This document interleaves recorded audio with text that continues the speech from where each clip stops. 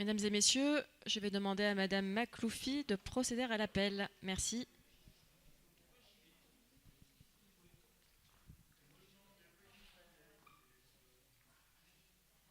Bonjour à toutes et à tous. À Damien Silva, pouvoir donner à Thibaut Charpentier. À Juste Chantal, pouvoir donner à Caroline Sicard. À Tia Hayat. À Toura Camélia. Écart Céline. Bareil Marion. Benahouda Farida. Benfer Sami. Benkedja Rania. Bérard Anthony. Bertei Julien. Betira Abdelkarim. Birgin Corinne. Bosque Christian. Brumand Romain. Boukrine Doudja. Chaïd Safia. Charpentier Thibault. Cisneros Caroline.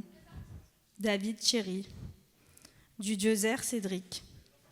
Falek Aurélie. Farkas Monique. Sophie Furfaro. Galtier David. Gasmi Kader.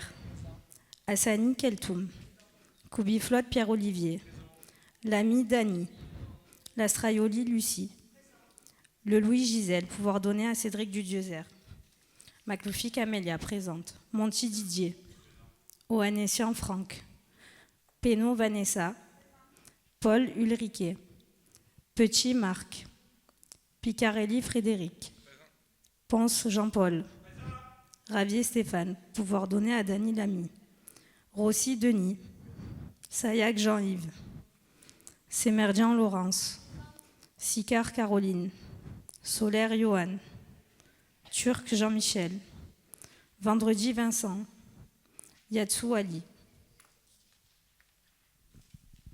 Merci Madame Makloufi. Nous passons maintenant à l'approbation du compte-rendu in extenso de la dernière séance. Est-ce qu'il y a des remarques? Qui est contre? Qui s'abstient? Adopté, merci.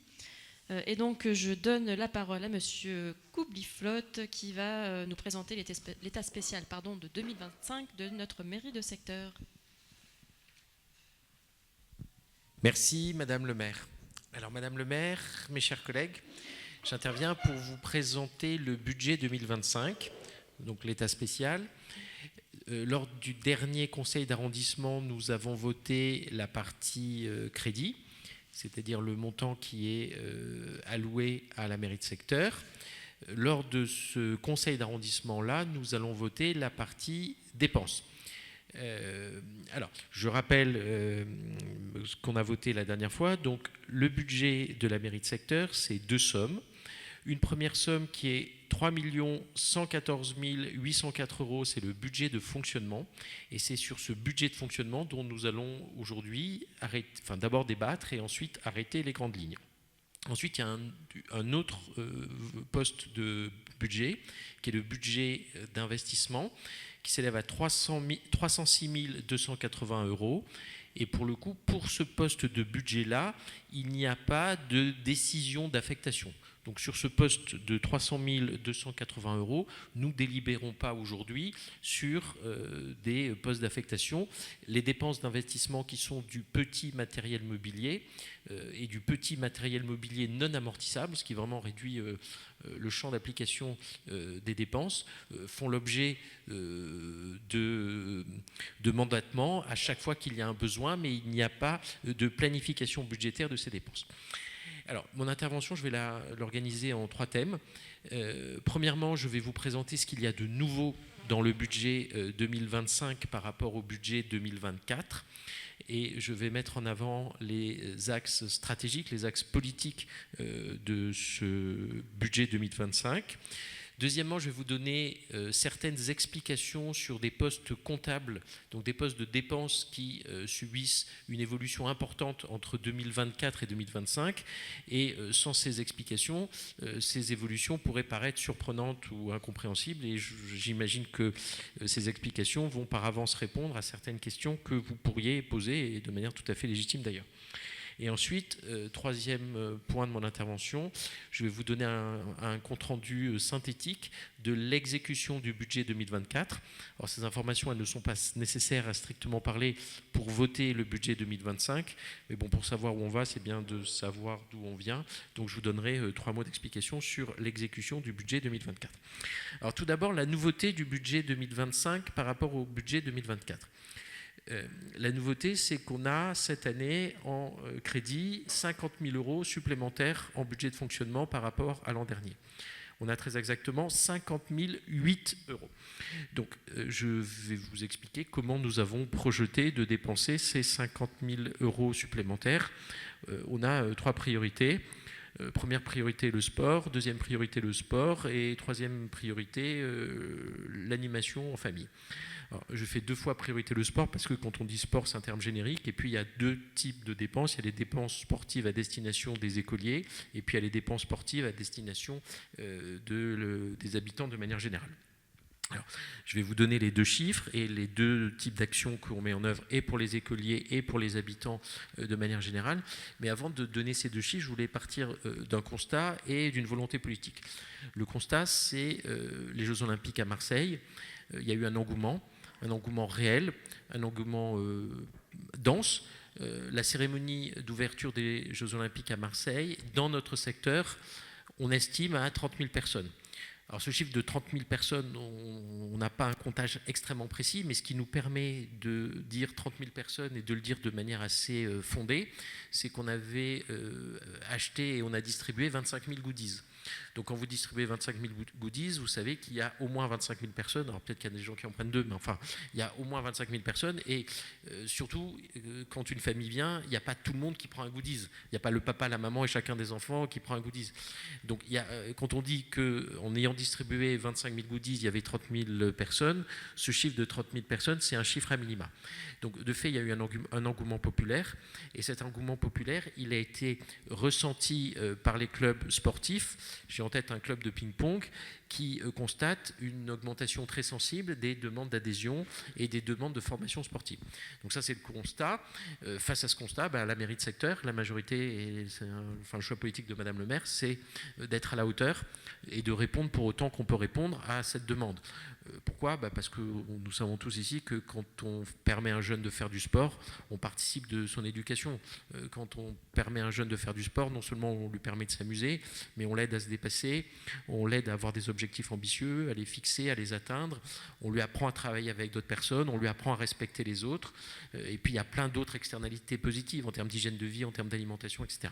Donc le sport, c'est l'une des c'est 2 des 3 priorités politiques de l'année. Donc de manière très concrète maintenant en chiffres, donc sur ce budget supplémentaire de 50 000 €, on alloue 20 000 €, très exactement 19 600 € au sport scolaire au travers de l'accueil municipal des sports. Jusqu'à présent, l'accueil municipal des sports, c'était uniquement dans le 13e. Aujourd'hui, nous ouvrons un accueil municipal des sports dans le 14e, au gymnase Simoncelli, pour élargir cet accueil de sportifs aux enfants de ce quartier-là, de la même manière que ce qui se fait à Saint-Jérôme-Village. Deuxièmement, les samedis sportifs. Les samedis sportifs, c'est la possibilité pour toute personne, pas simplement pour les scolaires, d'assister, de découvrir des activités sportives, des formations sportives.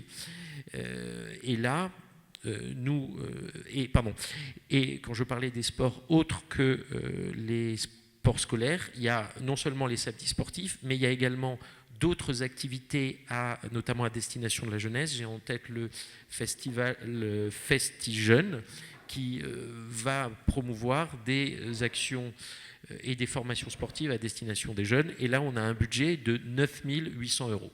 Donc vous voyez que sur les 50 000 € supplémentaires du budget de l'année 2025, il y a 20 000 € pour le sport scolaire et 10 000 € pour le sport de manière générale. Troisième priorité, c'est l'animation à destination des familles et particulièrement l'animation culturelle. Il y a un besoin, il y a une demande de culture de la part des familles et la mairie de secteur veut promouvoir veut donner des réponses à ces demandes de culture de la part des familles. Donc on va promouvoir au travers des centres d'animation des sorties culturelles pour les familles. On sait que tout ce qui élève unit, donc on veut permettre à ces familles de passer des bons moments d'unité et des moments dans lesquels ils vont pouvoir appréhender un patrimoine culturel qui appartient à tous. Et par exemple, je visite de l'opéra. Voilà, cette appréhension par chaque famille du patrimoine culturel marseillais.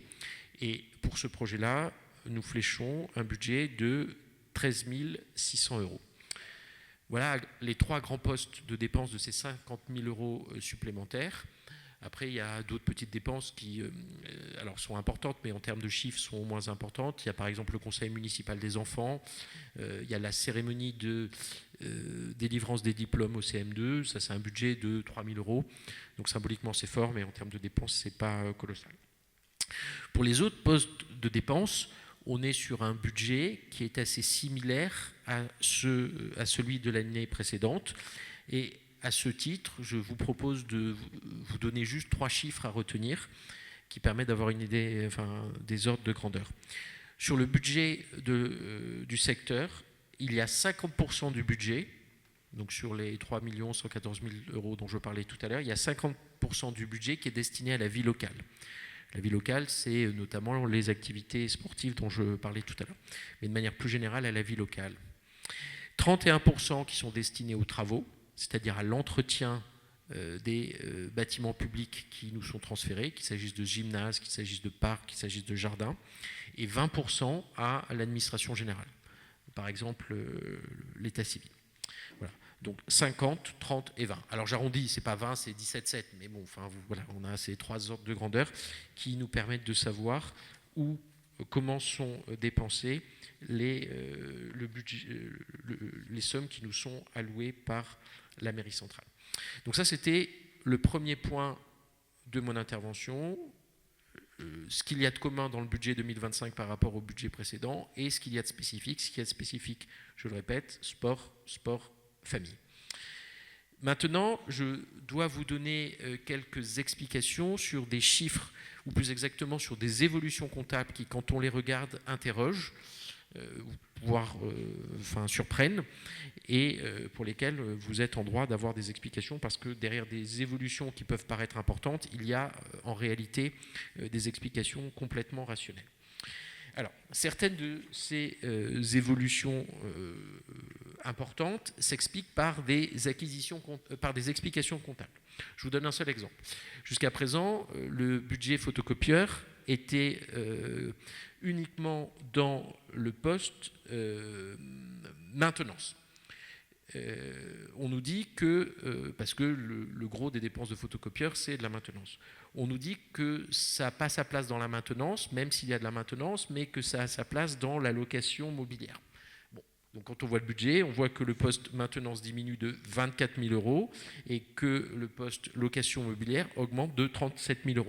Alors 24 000 €, ce n'est pas 37 000 €, mais dans les 37 000 € d'augmentation, il y a 24 000 € d'augmentation quasi automatique qui ne sont que la conséquence de la diminution du poste maintenance. Mais les chiffres laissent penser qu'il y a une évolution importante. La réalité matérielle, il n'y a pas d'évolution importante sur ce poste-là. Il y a juste une nouvelle application des règles comptables qui nous sont demandées par les services de la mairie centrale. Deuxième poste comptable qui subit une augmentation importante et qui mérite une explication, c'est le poste rémunération diverses d'intermédiaires. On voit une augmentation de 88 100 €. Alors, sur ces 88 100 €, il y a une partie qui est une vraie augmentation, qui est de l'ordre de 30 000 € et qui correspond à la politique sportive dont je parlais tout à l'heure. Parce que quand on veut promouvoir les sports, forcément, on paie des animateurs, on paie des moniteurs, il y a le coût d'intervention d'associations. Donc sur ces 88 000 € d'augmentation, il y a 30 000 €, et là c'est une volonté politique assumée, qui correspondent à une dépense nouvelle. Mais après ces 88 000 €, il y a là encore des explications qui sont comptables, qui ne sont pas politiques. Et je vous donne qu'un exemple. Jusqu'à présent, mais un exemple qui a des conséquences financière assez importante. Jusqu'à présent, chaque fois qu'un flyer était publié, chaque fois qu'une affiche était publiée, chaque fois qu'un magazine était publié, la totalité de la dépense du document apparaissait dans l'onglet catalogue et imprimé. Aujourd'hui, on nous dit que quand un flyer, une affiche, un document d'information est publié, on ne peut plus mettre la totalité de la dépense dans l'onglet catalogue et imprimé, mais on doit ventiler une partie de la dépense, celle qui correspond à la conception, dans l'onglet rémunération diverses d'intermédiaires. Ce qui fait que là encore, on va avoir la diminution d'un poste comptable et l'augmentation d'un autre poste comptable. Mais cette augmentation de l'autre poste comptable, encore une fois, sauf les 30 000 euros supplémentaires dont je parlais tout à l'heure et qui est un choix politique assumé, ne correspond pas réellement à des dépenses nouvelles. Ça correspond juste à un changement de poste comptable. Et ensuite, dernier exemple, et j'en finis parce que je pense que, on pourrait durer longtemps, mais je crois que vous avez compris. Jusqu'à présent, des manifestations qui étaient à la mairie de secteur, qui étaient gratuites, type bal des seniors, apparaissaient dans l'onglet relations publiques. Désormais, ça apparaît dans l'onglet fêtes et cérémonies. Donc une grande partie de l'évolution du poste comptable fêtes et cérémonies est en réalité la conséquence du changement d'affectation de certaines dépenses. Je me trompe, Madame le maire? Non, je vous vois dubitatif. Non, je vous ai dit une bêtise? Non, vous pouvez me corriger, hein, je prendrai pas mal, ne vous inquiétez pas. Enfin, dernier point de mon intervention, qu'est-ce qu'on a fait, comment la mairie a exécuté le budget 2024? Alors là, j'ai deux informations à donner. Oui.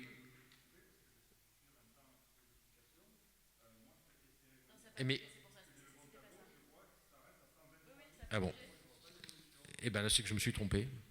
Je travaille sur mes notes que j'ai établies à partir des documents comptables et effectivement, je me suis trompé dans mes notes. J'en suis navré.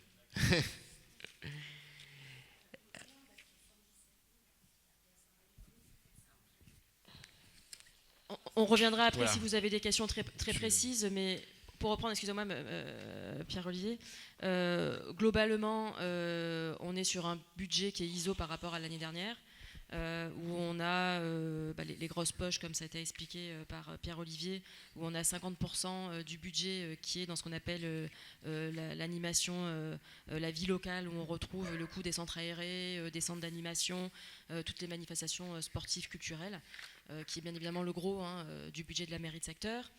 Ensuite, vous avez un tiers du budget qui est alloué aux travaux, entretien, réparation des 160 équipements qui nous sont transférés, et ensuite les coûts incompressibles de l'administration générale, comme ça a été présenté par Pierre-Olivier.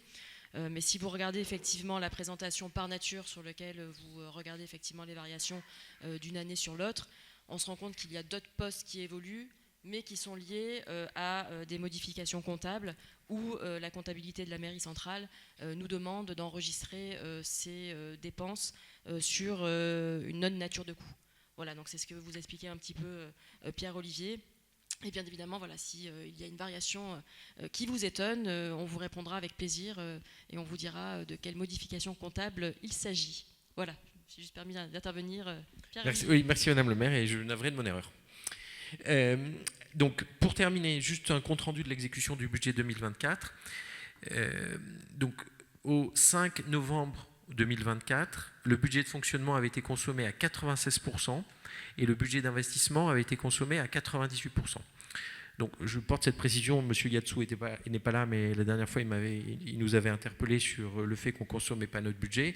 Donc, au 5 novembre 2024, alors je n'ai pas le chiffre d'aujourd'hui, mais ce chiffre a forcément augmenté, on avait consommé la quasi-totalité du budget et de fonctionnement et d'investissement. Donc il est bien certain qu'à la fin de l'année 2024, on aura consommé non seulement la totalité du budget, mais on aura aussi consommé du report à nouveau.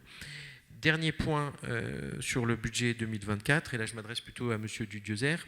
Monsieur Dudiezer, tous les ans, et c'est bien légitime, vous nous demandez un compte-rendu des dépenses d'entretien des bâtiments qu'on a fait. Donc là, j'ai un document très précis qui vous sera remis. Alors, je ne vais pas tous lire, je vais juste donner deux chiffres importants. Par exemple, centre d'animation de Saint-Mitre, une dépense de 53 630 euros, rénovation parquet salle polyvalente, rénovation complète des peintures du centre, remplacement de 3 hublots. Je vous donne un autre chiffre dans le 14e. Centre d'animation Bon Secours, remplacement des menuiseries extérieures, réparation de la clôture, mise en place garde-corps et main courante. Voilà.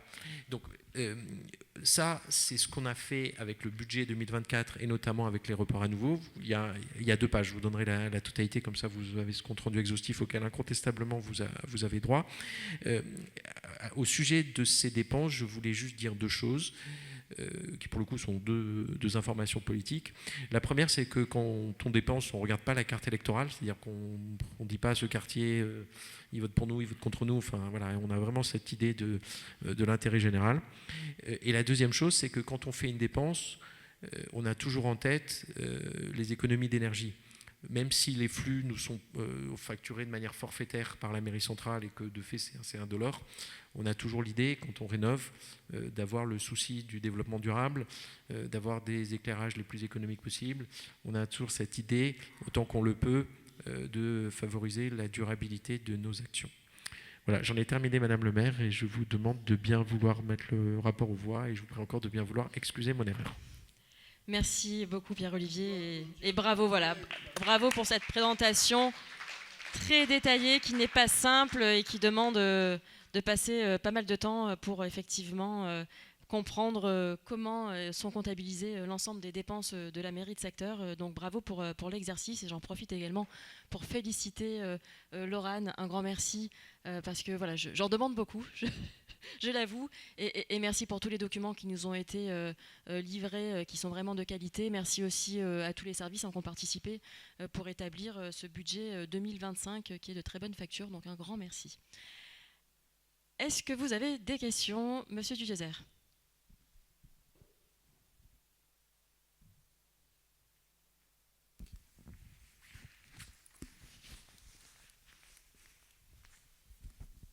Oui, merci Madame le maire, mes chers collègues. Merci à Monsieur Koubiflotte pour la présentation de ce budget.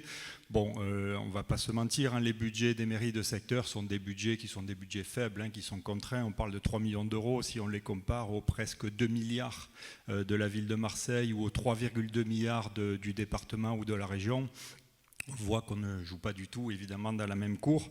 Et cela lié aux compétences, aux prérogatives, ou plutôt devrais-je dire aux non-prérogatives des mairies de secteur. Cela explique que les marges de manœuvre sont assez réduites pour les maires de secteur. Et cela explique que cela, lors des votes du budget, n'entraîne pas des débats assez longs et assez virulents, comme cela peut être le cas dans d'autres collectivités. Alors on avait néanmoins quelques petites questions effectivement sur des lignes qui ont un petit peu bougé. Monsieur Koubiflotte en a déjà expliqué quelques-unes. Alors bon, on n'est pas dans une commission de travail ici, on est dans un conseil d'arrondissement, mais c'est vrai qu'au conseil d'arrondissement, il n'y a pas des commissions de travail qui permettent de poser des questions en amont, comme ça peut être le cas à la ville de Marseille, à la métropole ou au département.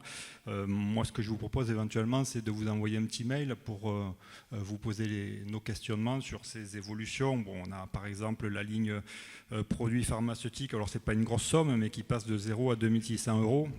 Moi, de mémoire, je n'ai pas souvenir qu'on ait cette ligne produits pharmaceutiques, donc c'est simplement par curiosité savoir à quoi correspondaient ces 2600 € d'achat de produits pharmaceutiques. Voilà, on a la ligne autre 61 358 qui a une augmentation notable aussi puisqu'elle passe de 20 900 à 58 000. On a la ligne d'hiver qui passe de 209 000 à 297 000.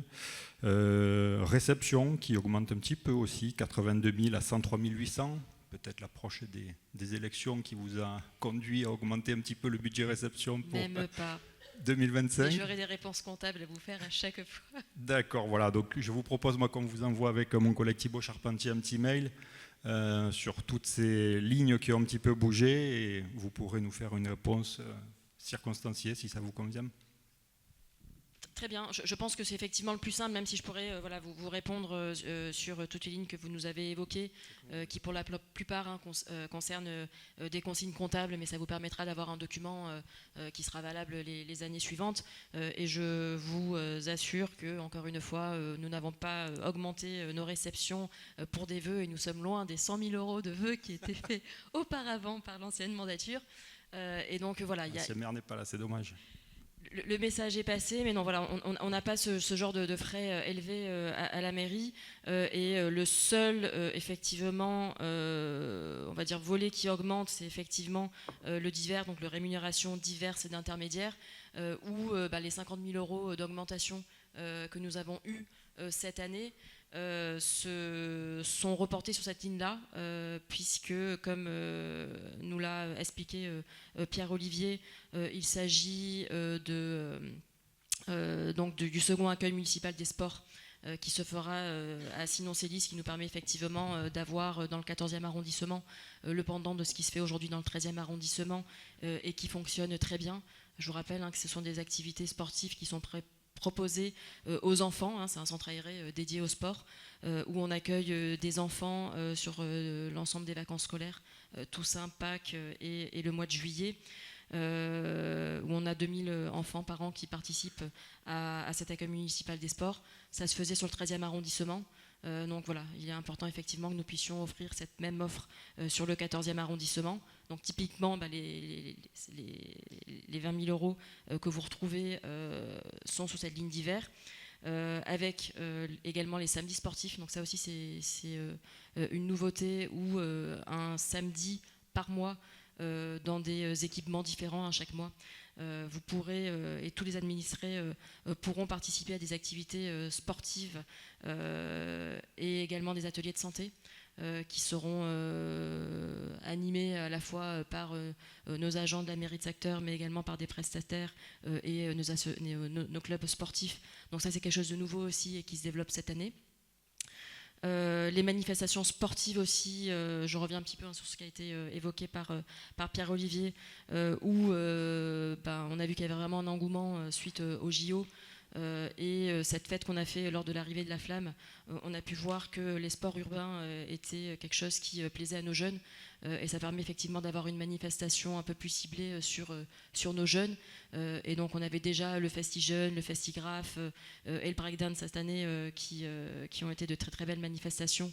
Et donc on va les coupler avec le sport urbain, donc des sports qui sont des sports de glisse, skate, et qui plaisent énormément à nos jeunes et qui ont été portés un petit peu par les JO. Il y avait également dans les centres d'animation, où ça c'est quelque chose qui existe depuis maintenant 1 an, qui sont les sorties en famille qui se font dans les différents centres d'animation de quartier. Et là aussi on aimerait effectivement pouvoir le développer. Alors il faut savoir déjà que ça coûte plus cher, parce qu'on a une ligne transport qui a doublé par rapport à l'année dernière. Là ça fait partie aussi des grosses variations que vous pouvez voir sur les transports collectifs, et qui malheureusement ne dépend pas de nous. On passe par un marché de la ville, donc on ne choisit pas le marché, et les prix ont doublé par rapport à l'année dernière, donc c'est un coût conséquent. Donc il faut qu'on puisse le reporter effectivement sur l'animation, et donc les sorties coûtent plus cher. Donc voilà, donc on aura effectivement des sorties qui se feront toujours avec les familles, portées sur la culture. C'est quelque chose qui nous a été demandé, et effectivement ça plaît de pouvoir aller à l'opéra, des musées, sans forcément aller très loin, mais de profiter un petit peu du patrimoine culturel que nous avons sur Marseille. Donc voilà, ce sont des dépenses supplémentaires que nous pouvons faire grâce au budget de 50 000 euros que nous avons en plus cette année, que nous avons porté sur l'animation locale et qui est enregistré sur les lignes d'hiver. Mais là encore, on avait évoqué le sujet l'année dernière. Ça fait partie de la comptabilité de la ville de Marseille, et ça tombe automatiquement sur ces lignes d'hiver. Voilà, donc ça c'est les grosses variations, mais bien évidemment, on vous enverra un tableau détaillé qui précise toutes les nouvelles consignes comptables que nous avons reçues et qui nous obligent à avoir des variations sur certaines lignes budgétaires. Monsieur Rossi.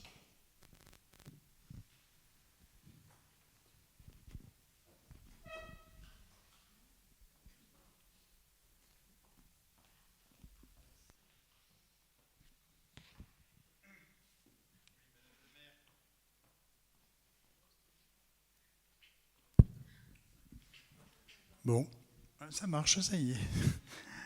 Madame le maire, chers collègues, d'abord, qu'il me soit permis, en l'absence de notre président éminent de groupe, le général Galtier, de remercier notre collègue et ami Koubiflotte pour sa synthèse relativement brillante, éclairante sur le budget. La deuxième, c'est pour répondre non pas à notre collègue qui nous a interpellés et a raison sur un certain nombre d'interrogations qui sont les siennes, c'est de rappeler que derrière chaque ligne budgétaire, il y a quand même des adjoints, il y a des politiques et il y a celles et ceux qui les font vivre. Et sur cette mairie de secteur, je reconnais que ce soit les politiques sportives, culturelles et toutes celles que nous avons eu l'occasion d'être énoncées dans ce que tu nous as fait sous la forme de la synthèse, il y a des engagements qui sont celles d'hommes et de femmes qui ont consacré une grande partie de ce budget à l'action locale et territoriale, je répète. Notre collègue a raison, on ne peut parler d'éléments festifs ou de temps partagé à l'absence de ceux qui les ont fait vivre, et donc nous reviendrons un jour sur ces questionnements à venir de fêtes ou de vœux qui furent significatifs sur ce territoire. Néanmoins, moi je dois vous dire que lorsque l'on regarde l'enveloppe qui a été répartie, ces fameux 50 000 € complémentaires, effectivement, vous avez bien raison de dire que le sport fait partie, comme la culture, d'éléments qui construisent sur ces différents territoires. Je veux dire aussi à la directrice générale et sous son autorité les services qui sont placés que la gestion à l'euro près, d'ailleurs j'invite tout le monde à nous interpeller sur l'euro près, ça compte ça. Ici, il n'y a pas d'association lucrative sans but. Il n'y a pas de gestion gargantuesque ou je ne sais quoi. Il n'y a pas de frais d'une autre nature que celles qui sont dédiées au territoire. Et j'invite d'ailleurs tout le monde à les regarder le plus près possible, surtout pour relayer auprès de la ville de Marseille leur future augmentation. Parce qu'on voit bien quand même que dans ce que vous dépeignez, M. Koubiflotte, à savoir sur les investissements, on s'aperçoit qu'effectivement, on remis un ou deux postes où il y a 50 000 €, 40 000 €. Tout le reste, c'est des petits postes à 1 700, 2 000 €, 3 000 €. Bref, pour permettre qu'un équipement puisse recevoir des usagers dans des conditions minimales et souvent bien en deçà, excusez-moi, des besoins qui sont les nôtres. Alors moi, je voulais soulever le sujet de l'espace culturel Busserine. Je vous le dis, parce que lorsqu'on parle de culture, il faut quand même des lieux dédiés aussi à la culture. Et je m'aperçois que dans ces lieux dédiés, où notre collègue, Madame Écart, essaye, avec la latitude qui est la sienne, et financière et au niveau de l'énergie, de faire vivre ces lieux, nous avons besoin d'investissements qui dépassent le budget d'une mairie de secteur.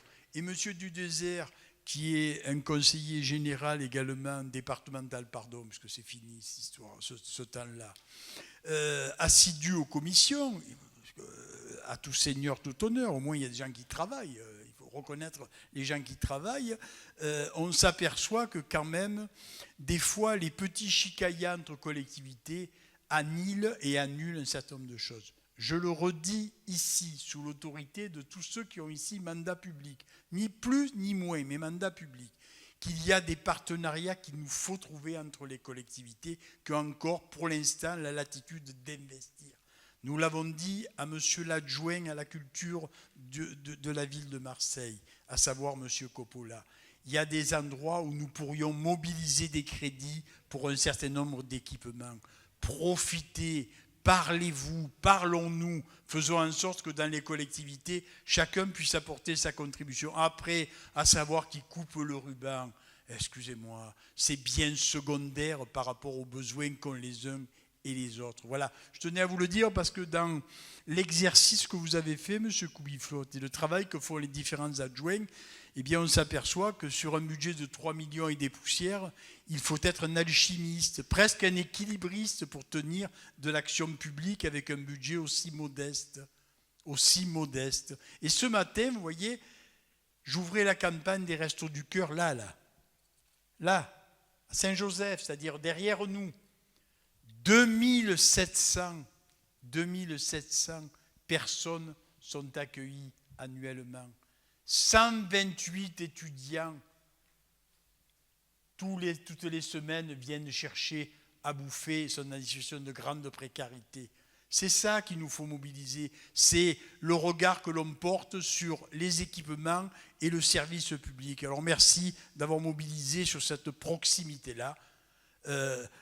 L'essentiel est presque la plupart du budget non contraint, puisque le reste, malheureusement, vous êtes tenu, vous savez, changer l'appellation de savoir ce que coûte une photocopieuse au bout de la course, ça fait quand même du pognon qui ne va pas à la réalité. Quant au budget, et vous avez raison de parler de communication, vous avez raison, M. Dudésert, on a tellement vu des choses, et je crains fort qu'on en voie encore. Des dépenses somptuaires, des lieux démesurés, des couillonnades. On en a tellement vu. Des dépenses qui auraient peut-être pu, sur des territoires, avoir plus de résonance que l'espace d'un instant ou la valorisation de je ne sais quel ego. Alors voilà, sur cette enveloppe-là, Madame le maire, je le dis bien sûr moins bien que notre président de groupe, que j'excuse très volontiers avec le talent qui est le sien, mais je voudrais dire à nos collègues adjoints d'arrondissement que avec le peu, vous avez fait beaucoup, et franchement, Madame le maire, sur l'orientation que vous nous avez donnée, je tenais à vous en remercier. Merci. Voilà. Allez-y. Merci, mon cher Denis. Monsieur Bérard.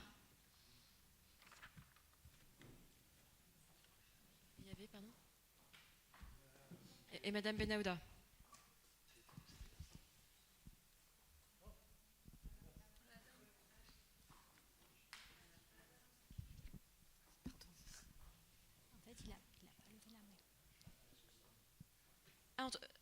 Pardon, Anthony, tu n'as pas levé la main. Non. Pardon. Alors, Madame Benahouda.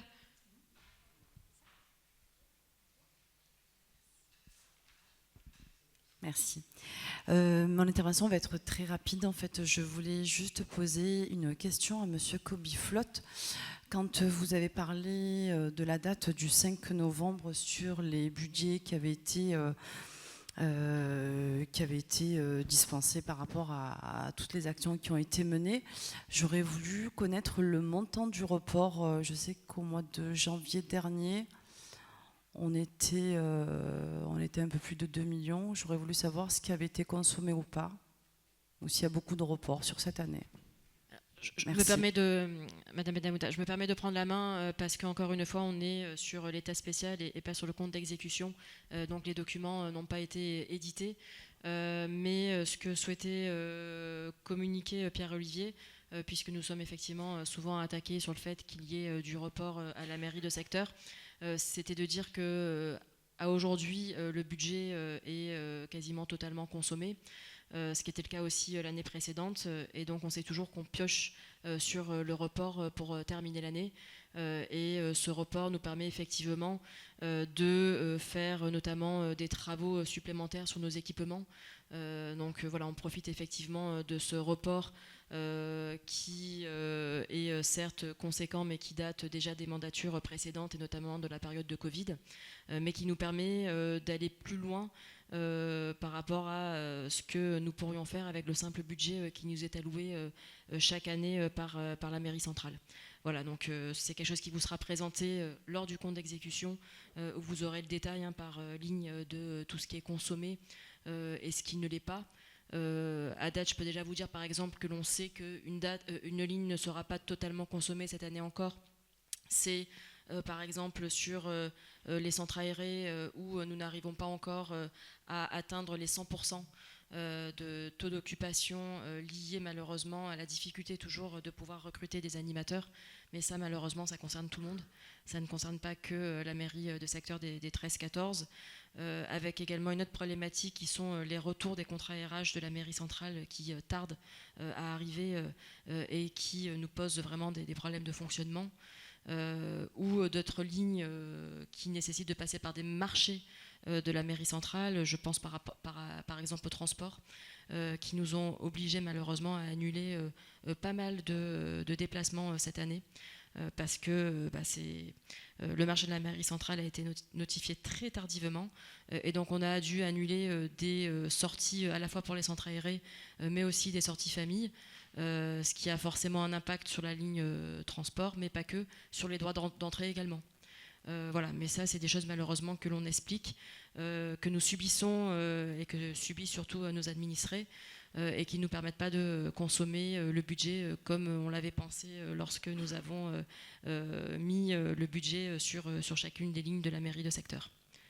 Voilà pour répondre globalement sur les dépenses qui seront bien évidemment présentées au conseil dédié au compte d'exécution.